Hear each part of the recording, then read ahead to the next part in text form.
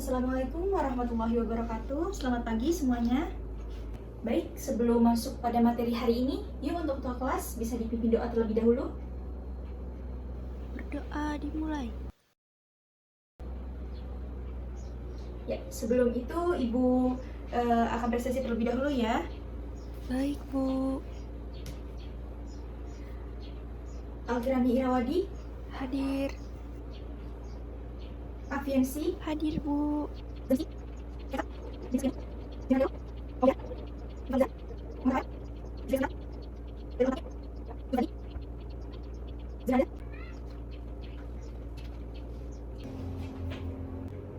Baik semuanya, untuk pertemuan kita pada minggu kemarin, Ibu sudah memberikan tugas ke kalian untuk mencari materi mengenai apa itu teks eksposisi. Nah, semoga semuanya sudah mencoba mencari maupun juga mencatat ya. Nah, hari ini kita akan sama-sama belajar apa itu teks eksposisi. Jadi jika catatannya untuk hari ini ada yang belum tepat, maka bisa ditambahkan dan juga diperbaiki. Namun jika ada yang sudah tepat, maka kita mencoba hari ini untuk memahami betul apa itu teks eksposisi. Nah, secara singkatnya saja, teks eksposisi yaitu teks yang berisi informasi dan juga pengetahuan yang ditulis secara singkat dan juga padat. Nah, teks ini juga merupakan sebuah teks non-fiksi yang tentunya menjelaskan suatu informasi berdasarkan fakta.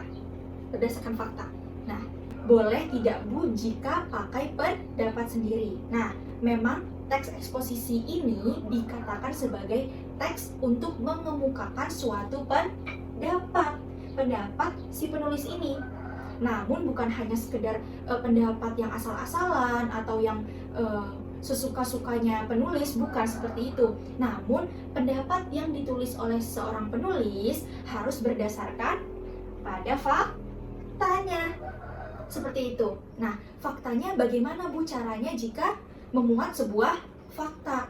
Nah, yang pertama, teman-teman bisa memuat pendapat ahli.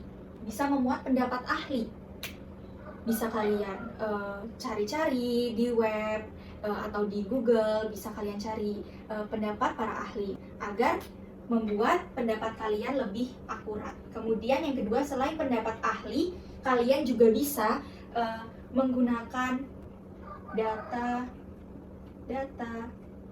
pendukung atau data-data terpercaya.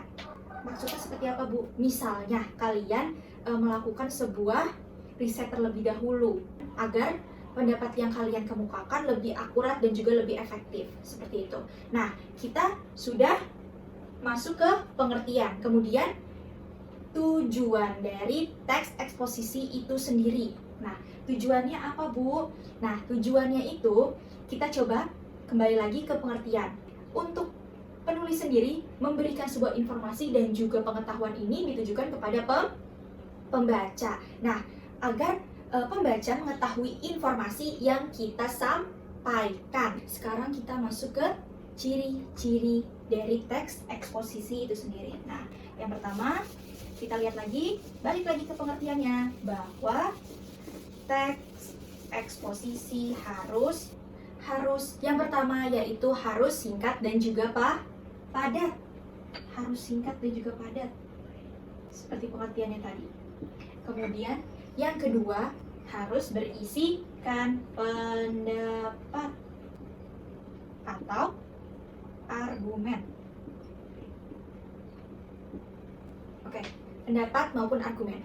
Tapi sekali lagi, pendapat dan argumen ini harus berdasarkan pada fakta. Harus berdasarkan pada fakta. Nah, kemudian yang ketiga berupa, lihat lagi coba yang pengertian. Apa? Informasi. Harus berisi informasi. Informasi pengetahuan. Dan yang keempat tadi yang Ibu bilang, pendapat bisa dimuat dengan pendapat para ahli, bisa seperti itu. Dan juga tadi apa? Memuat data-data pendukung. Ini merupakan ciri-ciri dari teks eksposisi seperti ini. Baik, sambil menunggu temannya jika ada yang bertanya, sekarang kita masuk ke struktur teks eksposisi. Nah, pastinya ketika kita ingin menulis sebuah teks, pasti ada susunannya, ada strukturnya, agar menjadi satu kesatuan yang utuh, yang baik, seperti itu. Nah, seperti teks-teks yang lainnya, teks eksposisi juga pun mempunyai struktur yang dapat membedakan dari teks lainnya. Yang pertama, sebentar, ini belum dihapus. Yang pertama, ada yang namanya tesis atau pendahuluan. Ada tesis dan pendahuluan. Nah, pada bagian ini adalah sebuah pembuka dalam teks eksposisi. Nah, pada bagian ini biasanya itu berisi pengenalan-pengenalan masalah, isu-isu juga terkait pandangan penulis secara lebih umum tentang topik yang akan dibahas dan juga mengacu pada teks yang akan kita sampaikan.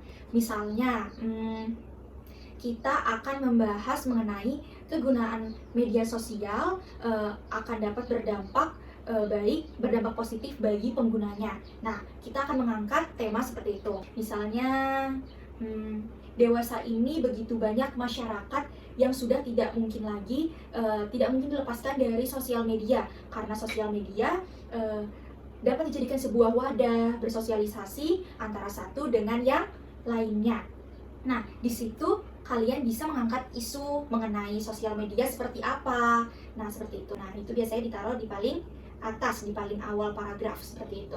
Nah, untuk yang kedua, kita bisa memasukkan argumen dengan tujuan sebagai penjelas atas tesis yang kita sudah kemukakan sebelumnya. Nah, argumentasi ini dapat berupa alasan-alasan atau data-data hasil pertemuan yang tentunya bisa dilihat lagi di pengertian yang Ibu sudah berikan sebelumnya, bahwa bukan hanya sembarang argumen, tetapi juga memuat data-data pendukung, kemudian pendapat ahli. Nah, seperti itu.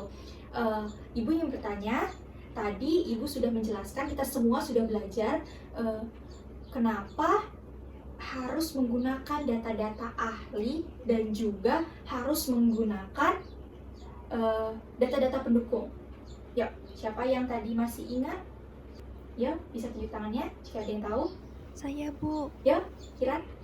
Agar datanya lebih akurat, Bu. Nah, benar. Agar lebih akurat. Agar lebih akurat. Contohnya, yuk kita balik lagi. Nah, kita sudah menyusun sebuah tesisnya atau pendahuluannya. Sekarang kita masuk ke argumen. Nah, baik teks sebelumnya mengenai sosmed, pada argumen ini kita harus menjelaskan pendapat kita. Kenapa sosmed itu dapat berdampak positif bagi penggunanya. Nah, bisa nih kita masukkan seperti sosmed lebih mengetahui informasi secara lebih luas. Nah, bisa. Mungkin juga kita bisa memasukkan dengan sosmed kita bisa mendapatkan pundi-pundi uang gitu, bisa juga. Nah, kita bisa masukkan deh contoh-contohnya atau data-data pendukung lainnya agar pembaca dapat yakin bahwa sosial media itu berdampak positif bagi penggunanya. Sekarang kita akan membahas mengenai struktur yang ketiga. Ada yang namanya penegasan ulang. Nah, penegasan ulang ini seperti apa, Bu? Nah, bagian ini bisa juga disebut, kalau ini kalian pasti tahu, disebut kesimpulan atau sebuah penutup. Nah, tujuannya untuk menegaskan pendapat awal serta menambah saran terhadap permasalahan yang sudah diangkat sebelumnya di tesis atau pendahuluan dan juga di argumen. Nah, baik, kita lanjutkan paragraf yang sebelumnya. Kita sudah membuat menyusun dua struktur, yaitu ada tesis dan juga argumen. Sekarang kita melanjutkan strukturnya di penegasan ulang. Contohnya misalnya, berdasarkan pemaparan bukti dan data di atas, maka walaupun banyak orang yang berspekulasi bahwa sosial media akan sangat mengganggu aktivitas, namun kenyataannya banyak orang yang akhirnya memanfaatkan sosmed sebagai wadah yang lebih positif dalam mengembangkan segala jenis kegiatan dan juga aktivitas yang dilakukan. Kalian juga bisa menambahkan penegasan-penegasan yang lainnya di situ. Nah, tapi harus diingat ya teman-teman, ini hanya ada 3 strukturnya. hanya ada 3 struktur dalam teks eksposisi. Yang pertama ada tesis atau pendahuluan, yang kedua ada argumen. Nah, argumen ini harus memuat data-data yang akurat, dan yang ketiga ada penegasan ulang. Kemudian kita lanjut ke ciri-ciri kebahasaan teks eksposisi itu seperti apa. Nah, untuk teks eksposisi sendiri, ciri-ciri kebahasaan yang pertama yaitu, siapa yang sudah tahu pronomina persona? Siapa yang sudah tahu apa yang dimaksud pronomina persona? Boleh tunjuk tangan siapa yang sudah tahu? Pronomina persona, coba deh kita pisah dulu. Pronomina persona. Pronomina ini artinya kata ganti. Persona artinya orang. Jadi kalau kita gabungkan menjadi kata ganti orang. Nah, kata ganti orang pastinya kalian sudah tahu, seperti kita, kami, saya. Nah, kata-kata seperti ini biasanya ada di teks eksposisi. Nah, seperti itu. Kemudian yang kedua ada konjungsinya. Nah, konjungsi atau kata hubung ini banyak ya. Dia bermacam-macam pula. Nah, di sini bisa konjungsi waktu, kemudian konjungsi sebab akibat, dan juga yang lainnya. Kemudian yang ketiga ada, siapa yang sudah tahu makna leksikal itu apa? Makna leksikal itu kata yang maknanya sesuai dengan barang atau objek tersebut. Misalnya, bangku. Nah, bangku ini adalah benda sebagai tempat duduk. Memang maknanya seperti itu. Nah, makna leksikal itu seperti itu, teman-teman. Nah, selanjutnya yang keempat ada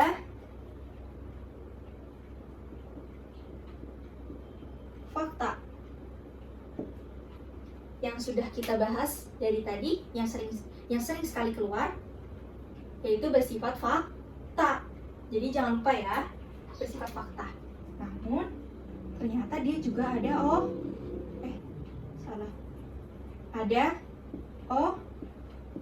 opini. Loh Bu, katanya fakta, kok ada opini? Nah, balik lagi coba. Yuk, ke pengertian teks eksposisi sebelumnya, bahwa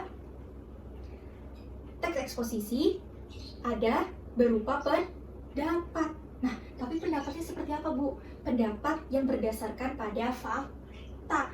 Ada data-data pendukung, kemudian ada data-data terpercaya, contoh-contoh yang akurat, kemudian ada pendapat ahli. Nah, maka opini itu kita masukkan berdasarkan berbagai macam hal seperti yang tadi yang Ibu jelaskan sebelumnya. Nah, seperti itu teman-teman. Jadi ada 5 ciri kebahasaan teks eksposisi. Yang pertama ada pronomina persona atau kata ganti orang. Kemudian yang kedua ada konjungsi atau kata hubung. Yang ketiga makna leksikal. Yang keempat bersifat fakta. Dan kelima juga ada opini. Nah, baik, alhamdulillah teman-teman, materi hari ini sudah selesai. Jika ada yang ingin ditanyakan atau ada yang kurang paham, bisa ditanyakan terlebih dahulu sambil kita menunggu kira-kira waktu kurang 5 menit lagi, tidak apa-apa. Setelah itu Ibu akan memberikan tugas rumah untuk mencoba membuat teks eksposisi, namun dengan tema yang bebas. Ibu membebaskan tema untuk membuat teks eksposisi ini. Ya baik teman-teman, jika ada yang ingin ditanyakan, waktu kurang 5 menit lagi. Baik. Ternyata bel sudah berbunyi. Ibu cukupkan untuk pelajaran hari ini. Semoga pelajaran ini dapat terserap dengan baik dan juga dapat bermanfaat. Jangan lupa PR-nya dikerjakan. Terima kasih. Selamat istirahat. Wassalamualaikum warahmatullahi wabarakatuh.